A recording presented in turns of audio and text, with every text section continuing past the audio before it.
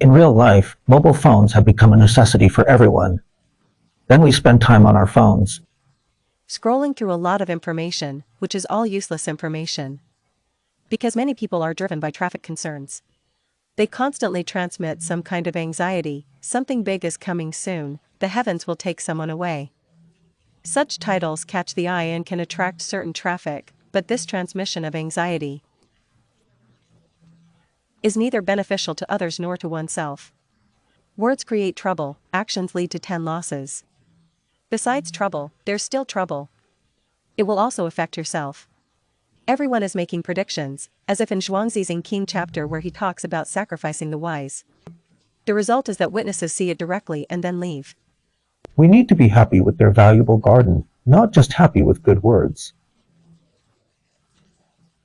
Secondly, we should speak according to the hidden logic of the Great Way.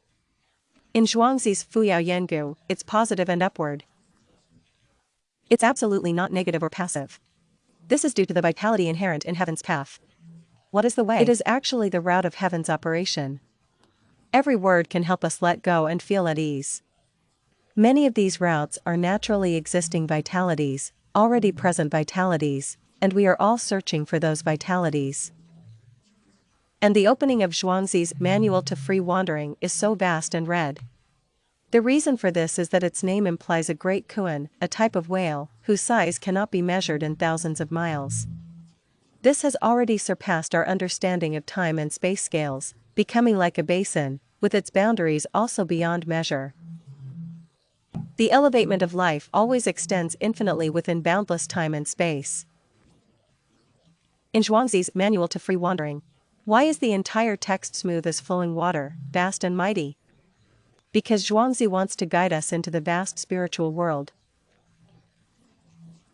Water and clouds meet to reveal themselves, agree on matters, support each other through hardships, but rather than remember each other, they forget each other in the rivers and seas. Whoever represents resources, in an era where resources are scarce, no matter whether you love or hate each other, both paths lead to death.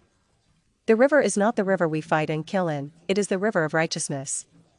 It represents the great way and great earth, where heaven and earth are vast. It is a place without conflict, a place that can accommodate everything.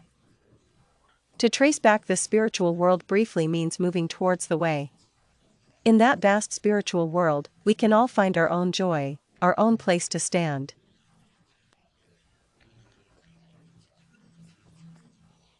This vastness of spirit and happiness cannot be compared to external material conditions. As Zhuangzi said, shoulder the burden for the journey of martial arts. But we are all searching for answers in material realms and competing with each other in the realm of wood. The result is a loss of temperament, not knowing where it belongs. Its actions change, its heart changes, but it remains unchanged. Great sorrow. The transmission of this anxiety, the pursuit of enlightenment cannot solve our fundamental problems. We are destined to be like Ziki, who had 8 chances, worrying every day about something bad happening. With such thoughts diverging from the path, they will inevitably fall into reality that diverges from the path. We must return to the Great Way. Find your own spiritual haven, a place of spiritual joy, where you can freely roam. Why not speak of it in the land of nothingness? In broad night, wandering without a strategy, drifting happily under the ink. Wood invites Goldhouse. How troubled is Ansu's life? This is the final summary speech at the end of Zhuangzi's Eternal Joy. Understanding this sentence alone is enough to enlighten us, to understand the pursuit of the vast world of spirit, the beautiful world. From the lake to the joy of Maidahu, this is moving towards the way or the heart towards the way. All fearless words belong to the world of spirit, speaking from within the world of spirit. The people who cover their ears talk all day long, but those who cover their ears are insufficient, and those who make mistakes all day long have nothing to say. It's not enough to carry it. We belong to the spiritual world, and even if we don't say it, we will inevitably fall into the realm of thunder and poetry. If we pursue the spiritual world, we will fall into that kind of arrogant cognition. What shall we do? This requires us to be able to integrate knowledge and action. Realizing that spiritual world and returning to that vast spiritual world will inevitably lead to a sense of equanimity, which is endless with endless words. Our pursuit of knowledge as reality is to explore the spiritual world. Who cares? The truth is infinite.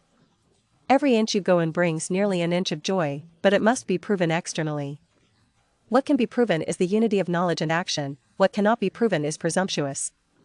Brother knows about the intestinal dragon, the dragon's palace, the mummy king, Wang Naitian. It's not common to act rashly. Those without roots are all delusions, they are all fierce. What does it mean to have roots? In our last video, we also talked about returning to the consciousness of the heavenly Tao, finding that celestial number of days, seeking the path, and following it step by step. We want to get closer to the truth, and we should explore the spiritual world a bit. The outer space and time will change according to our wishes. Sitting quietly by the small window, unaware that spring has passed for a long time.